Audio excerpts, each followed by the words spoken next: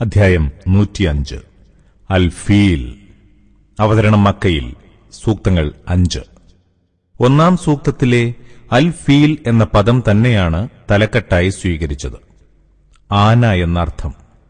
മക്കയിൽ അവതരിച്ചു. യമന്റെ തലസ്ഥാനമായ സൻആയിൽ അബ്രഹത്ത് ഒരു ചർച്ച് പണിതു. മക്കയിലെ കഅബയായിരുന്നു അക്കാലത്ത് അറബികളുടെ തീർത്ഥാടന കേന്ദ്രം. അത് മാറ്റി താൻ പണിത ചർച്ച് തീർത്ഥാടന കേന്ദ്രമാക്കണമെന്ന് അയാൾ ആഗ്രഹിച്ചു. അതിനായി കഅബ പൊളിക്കാൻ തീരുമാനിച്ചു. ആനപ്പടയോടൊപ്പം അതിനായി മക്കയിലേക്ക് പുറപ്പെടുകയും ചെയ്തു. ദൈവിക ഇടപെടലിലൂടെ അവർ സമൂലം നശിപ്പിക്കപ്പെട്ടു. ആ സംഭവത്തെയാണ് അധ്യായം സൂചിപ്പിക്കുന്നത്. ബിസ്മില്ലാഹിർ റഹ്മാനിർ റഹീം.